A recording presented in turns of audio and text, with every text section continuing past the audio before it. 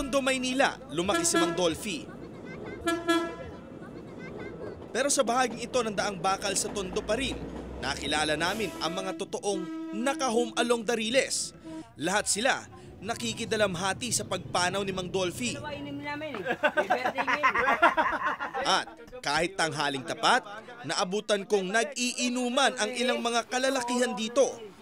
Pwede mo extra sa pelikula, pakay, tagay mo na, tagay. Yung kontrabida, pwede ko. Ang true to life na mga sunog baga ng Riles. Pag sinabing sunog baga, ano bang ibig sabihin sa inyo? Sunog baga, kumbaga araw-araw uminom. Ganon ang sunog baga. Walang araw-araw eh. Walang pili-piling araw. Walang pili-pili. Lunes, Sunday. Oh. Okay lang ba sa inyo na ano? Na tinatawag kayong sunog baga? Okay lang. Ako nga, sunog baga. Gusto mo, eto tawagin mong patay na eh. Papayag ka ba, sunugin ka namin? Oh my God. Sunog baga talaga yan. Ang sinasabi naman sunog baga, eto lang, yung painom-inom, ganyan. Saka walang away. Ano yung nakita natin doon na totoong buhay din sa inyo dito? Yung karanasan. Oo. Hindi lang sa comedy, yung karanasan, yung hirap ng buhay. Oo. Siguro naman napanood yun sa Home Along the Riles. Yung karanasan ng buhay sa Riles. Hindi nyo alam kung hanggang kailan kayo rito. Mananatili. Aalis kung hanggang kailan kayo mananatili. Nandito yung saya, nandito yung sarap. Para sa mga sunog baga, buhay na buhay pa rin sa kanila ang mga alaala ng kapwa nilang Tondo boy na si Mang Dolphy. Tulad niya, siyempre. Tayo tayo. Tayo. Tatayo tayo. Umuhay tayo.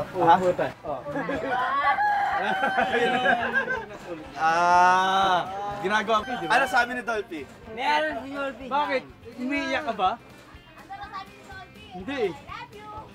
Maasim tong mangga eh. Di ba?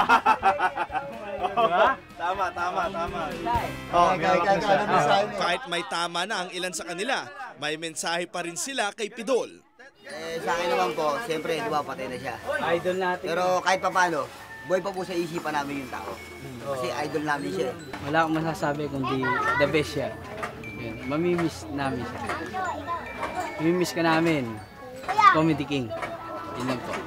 Para sa ito. Ikaw. Si Mang Ugpo, leader ng mga sunog baga ng daang bakal, hindi maiwasang maging emosyonal sa tuwing naaalala ang idolo. Pinakatanyag na comedy. Halos mulad pagkabata ko. Idol ko na. Nung siya, nagkakasakit pa lang, talagang pinanonood ko na siya. Hanggang nasa ospital siya, pinanonood ko siya. Kasi tigahanga niya ako eh. Unang-una, matanda man siya sa akin, dinatang ko na yung mga pinikula niya. Lahat, kahit sino mga komikero, sa kanya gumaya. Idol na idol ko siya. Hanggang sa pamilya ko sinabi ko yan. Namimiss nyo ba siya? Mahal nyo ba siya? Namimiss ko. Dahil hanap-hanapin ko yung palabas niya. Hanap-hanapin ko yung pag-comedy niya. Hindi ko nakikita sa iba yan. Maaari ginaya. Kung ika nga eh, ang buhay, hiram lang. Kumbaga sa ano, lahat tayo may hangganan. Kaya ako naman ika nga, kahit na nababagabag ang loob ko, natural lang na ika nga nakapanghina yung isang artistang magaling, mawawala. Para kay Dolphy, ito yung tatay ng sunog baga eh.